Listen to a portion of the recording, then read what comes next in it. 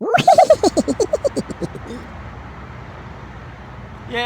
Hello. Hello! This is the Bottled Imp. We are doing an Imp Thinks. We are watching a film today. Julian, what are we seeing? We are seeing A Monster Calls. A Monster Calls. We've done a book review. Actually, hang on, hold me drink. Look at the size of this thing he's about to drink. Yes, well, it's the cinema. And it's good advertising for Pepsi. Goodness me. Yeah, it's a Pepsi if you are watching. Anyway, no, look, A Monster Calls by Patrick Ness. This was the book that we did the review of. I got my murderer's gloves on, all excited. We're just about to go and see it right now. And obviously, we're going to tell you what we thought of it right afterwards. See you at the end. See you on the other side. Yeah, there's me Coke. Okay, are you ready? There we go. What colour is that?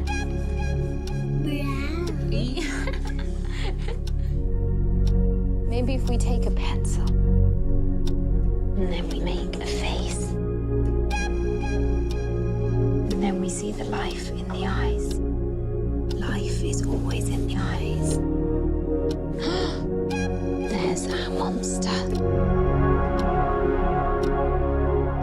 How does the story begin? With a boy, too old to be a kid. You're coming to live with me. Don't touch anything. Too young to be a man. I no longer see you. What did he do?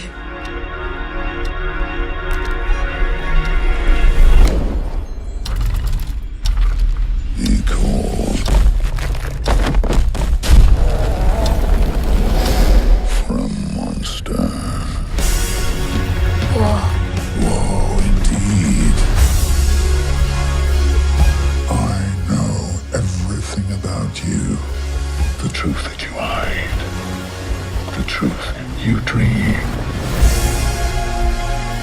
I'm sorry you have to face this, but you have to be brave. Do you understand?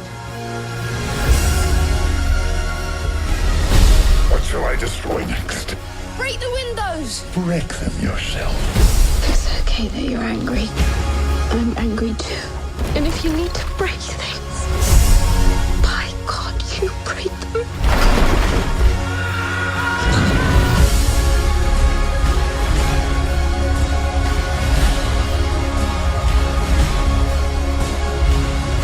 I wish I had 100 years.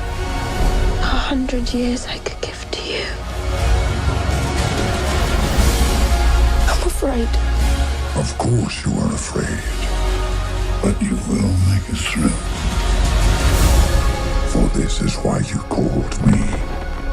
Come on.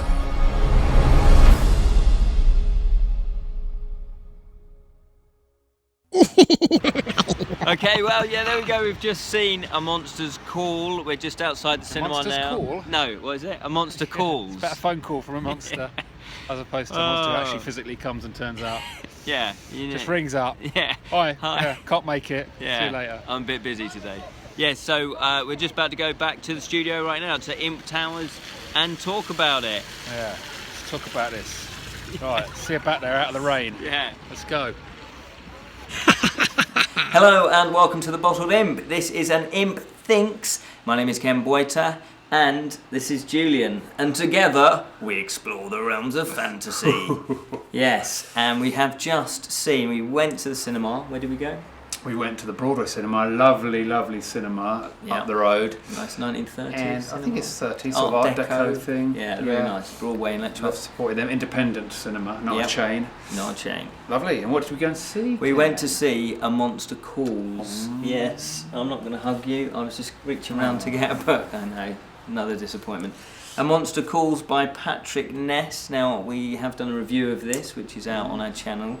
And we thought it was very exciting to go and see the adaptation of this. Yes. Now, you've not read the book. I've not read the book. I've not watched your review. I wasn't paying any attention when I edited it or filmed it. Or filmed it, nothing. So I went in not knowing anything about this. Yeah. You knew a little bit. No, I paid no attention to you. Absolutely when I nothing. filmed it at all. Okay, well... No, I'd think I'd seen a frame grab or a poster or something of this monster and this kid or something. In fact, maybe when you did it on the news, I there was put the poster. Was it the little kid and the big and tree the big tree thing? monster, yeah. Yeah, so I thought, well, that looks really good. Yeah. So that's all I knew, yeah. This and I think I sort of knew what happened because I obviously was slightly overhearing what you were saying. Despite I knew it was probably going to be a little bit emotional. Yes. Now, yeah, we're obviously going to touch on that. This is the screenplay was actually written by Patrick Ness as well, and all of this was based on an original idea from I know I get her name wrong. Dowd. Yes. Was it not written there? It is, but it's the word I can't pronounce. There's a surprise. Oh yeah. Sophia. No, not Sophia. Siobhan. It's spelt really weirdly. Yeah, which it's a lovely name. I love the name. And yeah, this is a Carnegie Medal award winner, double award winner, one for the cover, not this particular cover, but one for the hardback cover, and obviously one for the contents within. So, where do we begin with this? Well, I guess. Do you want to give a very non-spoiler, general little slight synopsis, and then I'd like to ask you how you felt it was related to it, because obviously seeing a film is one thing. Seeing a film, having read the book, can be a very different thing. That is very true. Well, the setup is there's a boy, I think he's around about 12, maybe 13, Yeah. and his name is Connor, and we open up and we know he's having these nightmares, and they're quite disturbing nightmares, but in his real life, excuse me, we know that his mum is sick. We know that, and it's very sort of starkly done. It's very realistically done, and I don't know how much to sort of say about it. And it's basically how he deals, coping or not coping with his mum's illness. That's kind of the premise, isn't it? Yeah. Single mum. So single mum. There's a granny involved. Yeah, Granny Sigourney Weaver. Yeah. As the granny. More on her later. Yeah. Interesting. So okay. So having not read the book, what did you think of the film overall? Overall, I really liked it. It was a very nicely made film. Yeah. Lovely performance from the young actor. Yeah. Very good. I don't know what he's been in. We've not done any. Normally we look up IMDb these people, where he's come from. Probably a new actor. I don't know.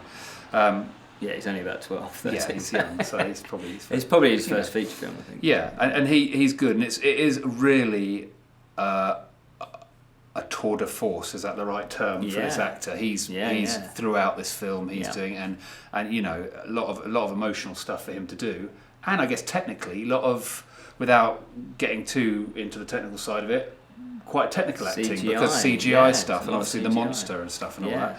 Yeah.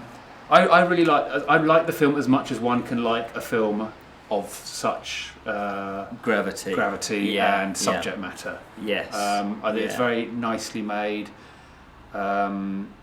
wonderful CGI and stuff, and wonderful animation. Oh, that was such a the title sequence and the sections within.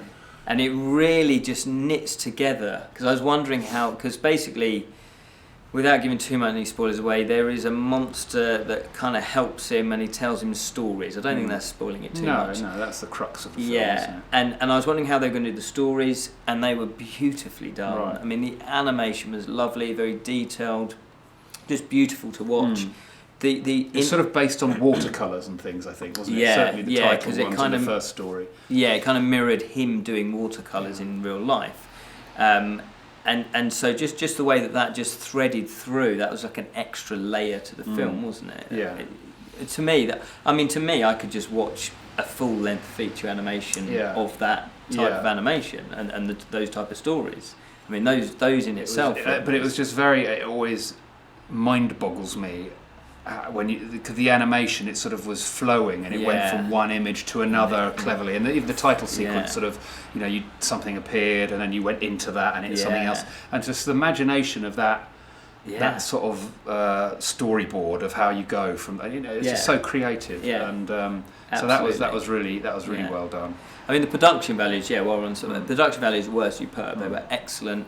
It was nigh on perfect for me. Everything was just right.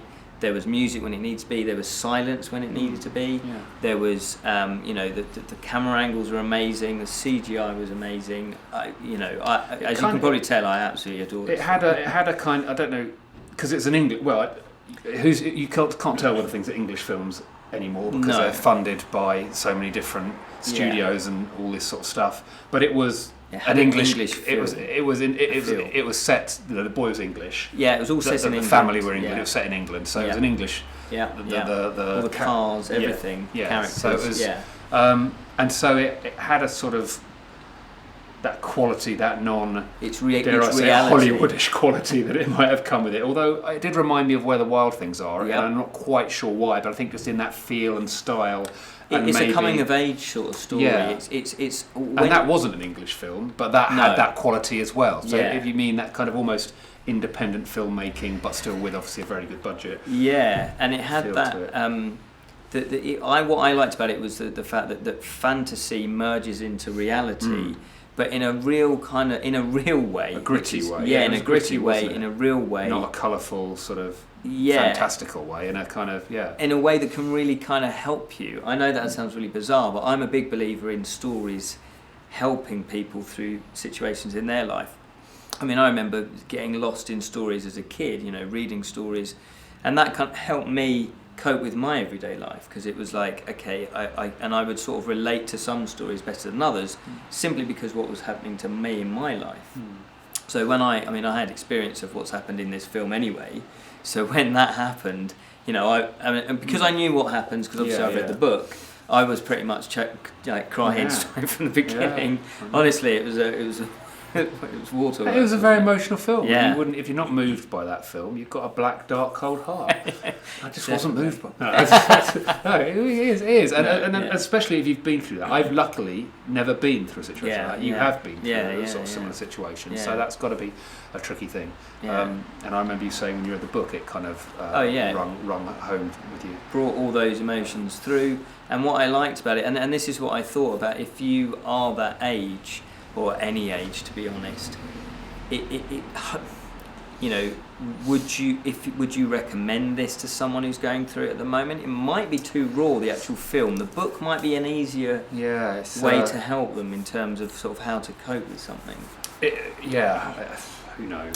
It's very tricky. The film is very hard hitting. Yeah, it's a film full of metaphors, isn't it? Yeah. I don't guess watching it and kind of having an idea of where it's going, having an idea that, knowing the mum was ill, stuff like this, and then the kid, obviously the film's about this kid having to deal with that. The monster, what I liked about it as well, the monster comes in quite early in the film. Yeah. And I know it's not a horror film, and in horror films they constantly tease you with just seeing bits of the monster, and it's always frustrating because you just want to see the damn monster. Here, exactly. You kind of see the monster very clearly, straight away, get a good look at its face, beautifully voiced by Liam Neeson. Oh, lovely. And so you see him straight away. They're not hiding about. They're not trying to tease you with the monster till halfway through. No, he's there, and I guess perhaps he has to be. It's called A Monster Calls. You need it's the spine, isn't it? Again, so you've got the monster, but the monster initially doesn't tell his stories. So you've got a little bit of. So you don't know. Yeah. No, you don't quite know what he's doing there, and that to me really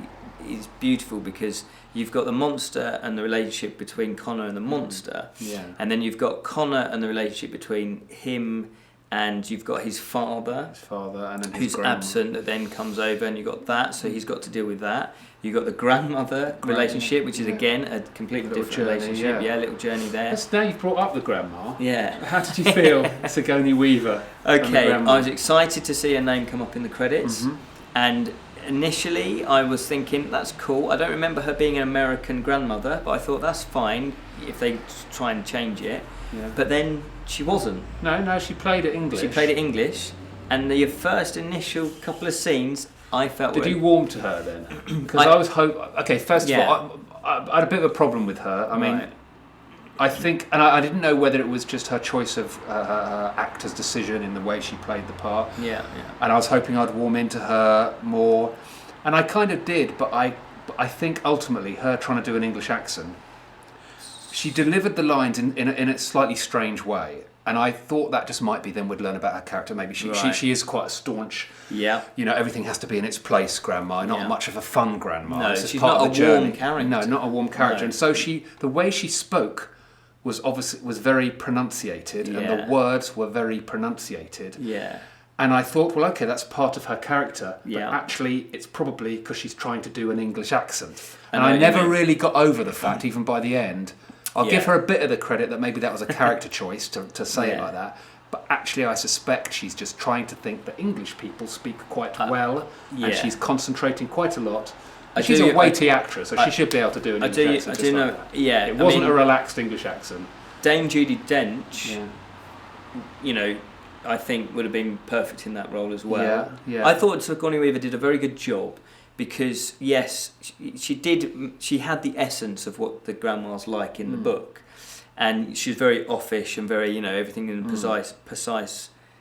Just the way she spoke. But yes, I know what you mean. I tried to tune that out a little bit and go with the story. Yeah. But I do know what you mean. It kind of put a little bit of distance. Yeah. With kind of making her like believing her as that character. Yeah. It is basically, that's a weird way to speak for a woman. And even if you're a woman who's a bit up herself and a bit starchy, that's still not props how you speak. Yeah. And so I thought she did well. Though. Yeah. It didn't spoil from the film. It didn't detract from and the she's film. a very good actress anyway, isn't she, Sigourney Weaver? So she knew what she was doing in terms of the emotion, in terms of how to play each scene. But yes, I agree, the accent was a little bit off. Yeah. But then I mean, I don't think the accent just didn't seem natural enough. Yeah. It seemed a little bit of work. I'm not saying she sounded American, and she did sound English. But it sounded like she was concentrating or just trying a bit too hard with it. So fair enough. What about the other actors? I thought the other actors were excellent. Yeah. I mean, a very small cast. The mum was very good. I can't remember her name, but I think she's Felicity Jones. I've heard that. Yeah, I've seen before, her before. Yeah, she's very good in everything. Yeah, and it's mostly the kid, and the kid held it together, didn't he? Oh, he was amazing. He was really good. He had that depth, that emotional depth. He was very believable. I could sense, the emotions in him. It was a really good performance, and I think the whole cast there was that chemistry between them all that made it very believable that their actual relationships were real, even though it was some of them were slightly dysfunctional. But that's reality, and that's what I liked about it. It was that the message, the theme of life is messy. There isn't, happy ever after endings, but there are moments of happiness, but there are moments of sadness, and then it is ultimately it's how you deal with life and how you deal with those happiness and sad moments. And when you're a kid, even as an adult though, you're still learning how to cope with that, and you're trying to channel your emotions somewhere, and hopefully you're going to do it in a constructive way. But sometimes it can't be like that, and I love the bit where the monster says that you humans are complicated beasts. Yeah. And I love that because A, we're human, B, we're complicated, and C, we are beasts still. We're still animals. So I love that. I'm pretty much sure, and we must do my top 10 or top 100 fantasy films. Is that up there? This is in the definitely. Okay, so just because we've got to wrap this up because it's been going on, in a few brief words. Did they do a good job representing the film? Absolutely fantastic. This is again one of these where very close to the film. Very close, yeah. I mean, it's written by the guy who wrote the book. Yeah, there was one plot theme that they didn't look on. That's in the book. They didn't put there. Everything else was in there, apart from he has a female friend. Okay. That supports him at school. Okay. And that was a really nice touch in the book, but I can see why they left it out. It wasn't crucial. It just added a bit of warmth to it. But apart from that, everything was in there that I wanted it to be. It was the film I wanted it to be. Good. It's one of these rare occasions that the film and the book are in alignment and are equally good. So I can definitely recommend it. Yeah, exactly. Get one of those. Yeah. Good, there we go. Yeah. So there we are. It's quite At emotional. cinemas as we speak. Yes, still which out. is probably the first for us doing one of these. Yeah, It's actually we're actually current and on topic. Yeah, no, I just loved it. I thought it was amazing. So thanks for coming. Well, there we go. Yeah. Cinema during the day in a workday week. Yay! What more could you want? I know. Brilliant. And honestly, I'll be getting this on DVD. Absolutely love it. Yeah. There we go. Thank you so much for watching. Hopefully you'll go and see A Monster Calls, because I do recommend it. And if you're not into films, although why would you be watching this? Or I'm just trying to say, read the book as well. Yeah, exactly. No, read the book. Read the book, that's what I'm saying. If you can read the book. Yeah, definitely. Even though it is primarily aimed at young adults, but I would say this cuts across right Perfect through. for us. Little kids. That's what we are. Little imps. Thank you so much for watching. Until next time, remember, keep it unreal, especially if you're a monster.